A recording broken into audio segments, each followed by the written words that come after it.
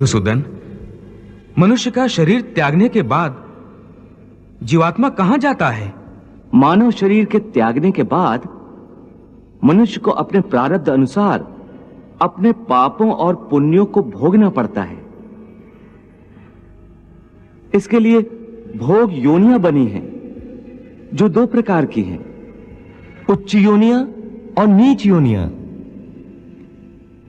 एक पुण्य वाला मनुष्य का जीवात्मा उच्च योनियों में स्वर्ग में रहकर अपने पुण्य भोगता है और पापी मनुष्य का जीवात्मा नीच योनियों में नरक में रहकर अपने पापों को भोगता है। कभी ऐसा भी होता है कि कई प्राणी स्वर्ग नरक का सुख दुख पृथ्वी लोक पर ही भोग लेते हैं। इसी लोक में?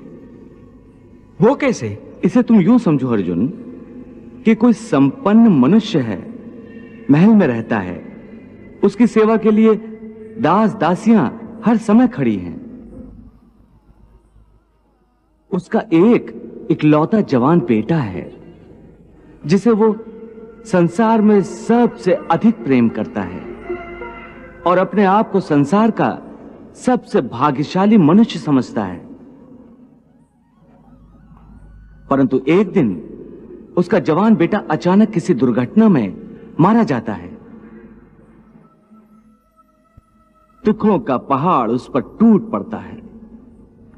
संसार की हर वस्तु उसके पास होने के बावजूद भी वो दुखी रहता है और मरते दम तक अपने पुत्र की मृत्यु की पीड़ा से मुक्त नहीं होता।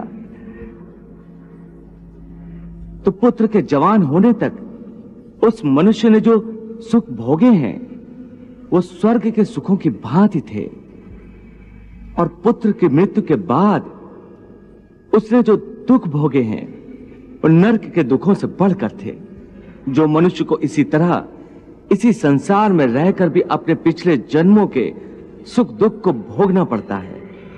वाह प्रभु वाह!